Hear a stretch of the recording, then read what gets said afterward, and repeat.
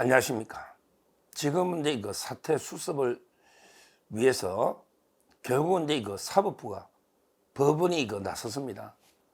역시 이제 사법부는요, 우리나라 법체의 최후 보루입니다. 사법부가 중심을 잡고 있어요. 천대엽, 어제 천대엽 법원행정처장이요.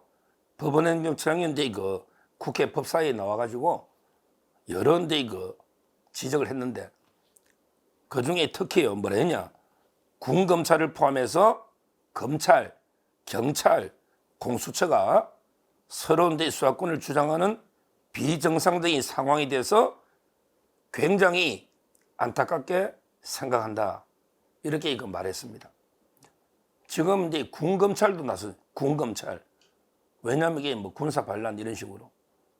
그 다음에 검찰은 이제 김용현 장관에 대해서 뭐가 그렇게 급한지 구속영장을 청구해서 오늘 3시에 심사를 하죠. 그 다음에 경찰, 국수본, 그 다음에 공수처도 이첩해라, 이런 식으로 권력 수사기관들이요, 참 이게 진짜 비굴한, 어떻게 보면 이게 살아있는 권력일 때는 꼼짝도 못하고 눈치 보다가 마치 권력이 무너지기 시작하면요, 완전히 주인을 배신한 개처럼, 사냥개처럼 물어뜯는 이런 부끄러운 흑역사가요, 또 이게 재현되고 있습니다. 중심을 잡아서 원칙대로 수사해야 되는데, 언제 이런 식으로 수사한 적이 있습니까? 이재명이 대해서 이런 식으로 모든 기관이 달라붙어서 수사한 적이 있습니까?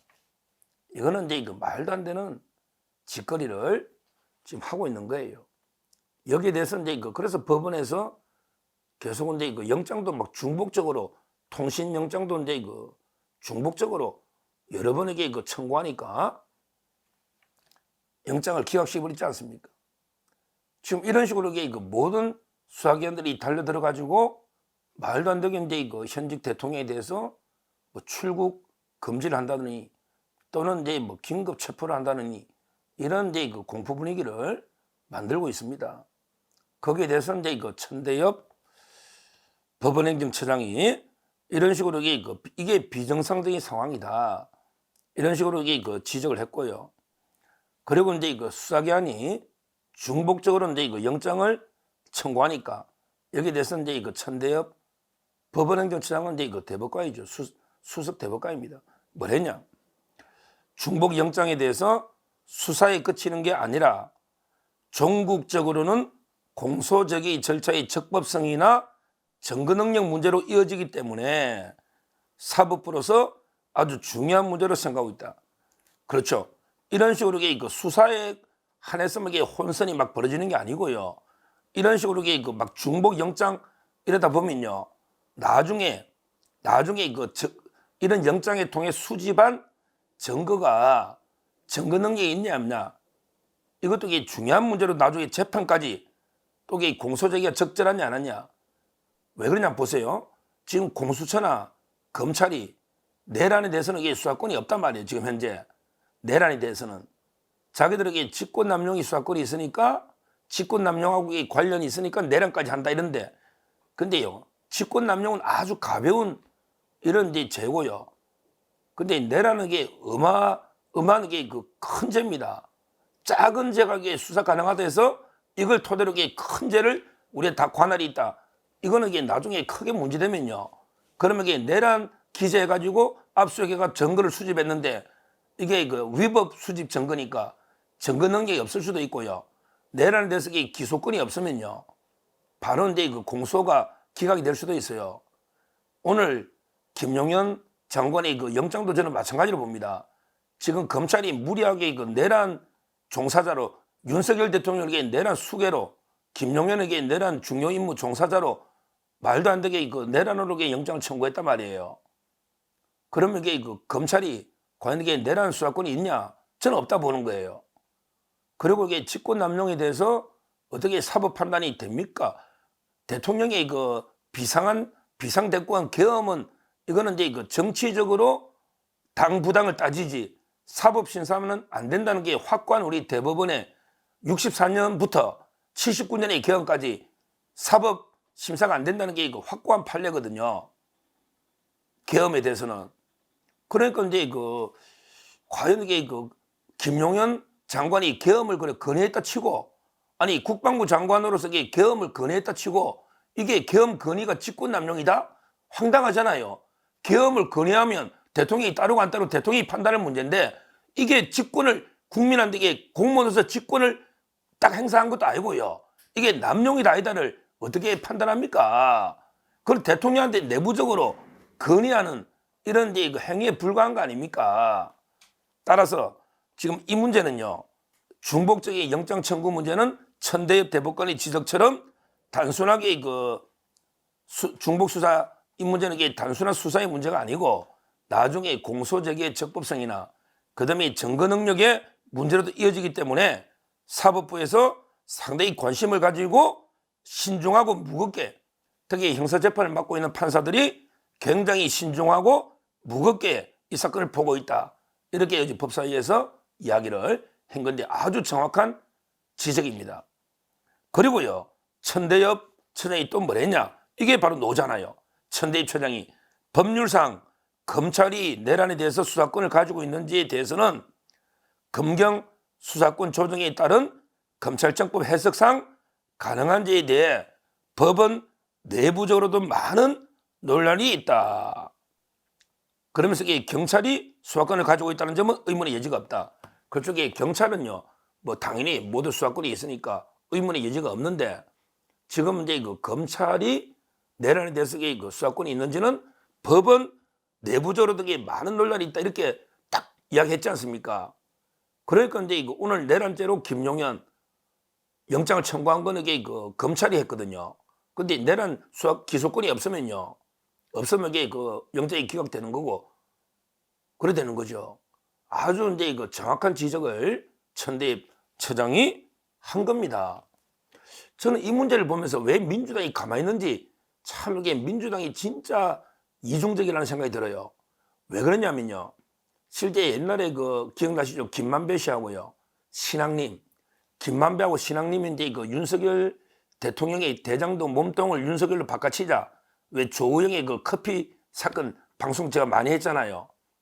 요거는 김만배 씨가 대선의 공작을 위해서 신앙님하고 짜고요. 이건 원래 선거 문제거든요. 그리고 이제 돈을 1억 6,500을 책값 2건 기억나시잖아요. 책값 2건. 한국의 뭐 재벌들의 혼맥이라고 말도 안 되는 그걸로 이게 선거 공작을 한 거잖아. 그러니까 이제 1억 6,500은 이게 부패 범죄거든요. 부패 범죄잖아. 그 다음에 중대한 선거 범죄고. 근데 이제 문제는 그 이후에 이게 윤석열 대통령에 대한 명예훼손으로 이제 까지 대가 명예훼손으로 기소가 돼 있으니까, 그러니까 이제 민주당 이사들이 난리치는 게, 야, 명예훼손은 검찰이 수사권이 없지 않냐? 검찰이 수사권이 없지 않냐? 그러니까 이게 불법 수사니까 강백신 검사 기억나죠? 강백신을 탄핵하려는 이유가 바로 이게 왜 명예훼손 사건을 검찰이 하느냐? 이런 이제 논리였잖아요. 근데 그때는요, 제가 이게 그냥 명예훼손 사건이 아니고 이거는 이제 대통령 선거의 중대한 선거 범죄인데 1억 6,500 돈이 갔으니까 이게 바로 이제 부패 범죄 아니냐?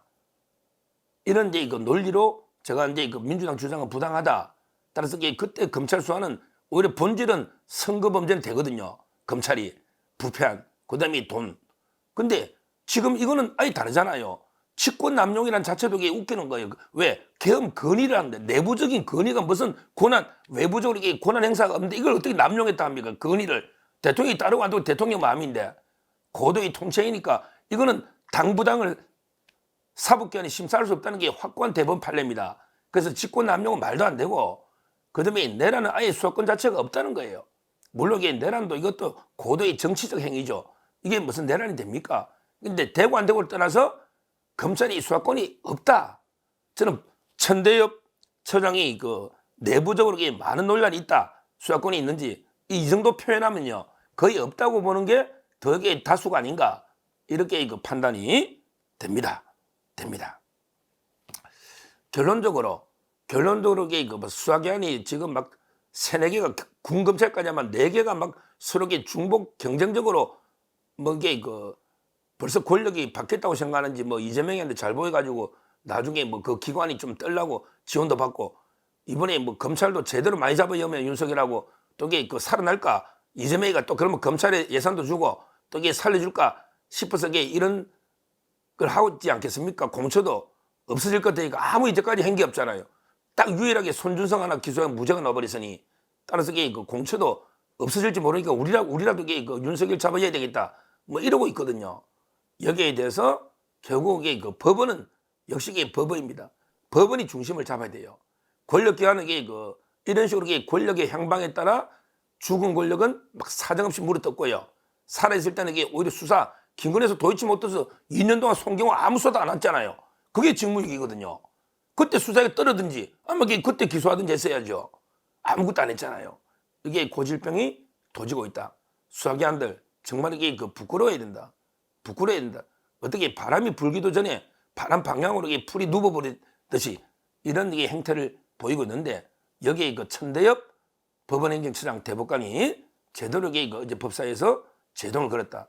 우리가 차분하게 법리에 맞게 법과 원칙에 맞게 그리고 이게 좀 더 정보와 팩트를 가지고 진상을 파악하고 이렇게 판례나 또는 이제 충분한 논의 끝에 해야지 무조건 이게 대통령 뭐 도망도 안 가는데 외교 출금을 한다든지 또 이렇게 뭐 긴급 체포 구속 이런 식으로 수사를 이렇게 여론 수사 정치 수사를 해서는 안 된다. 이걸 제가 다시 한번 강하게 경고하고 앞으로 이게 법원의 움직임 법원이 역시 중심을 잡아야 된다. 이렇게 말씀을 드립니다. 감사합니다.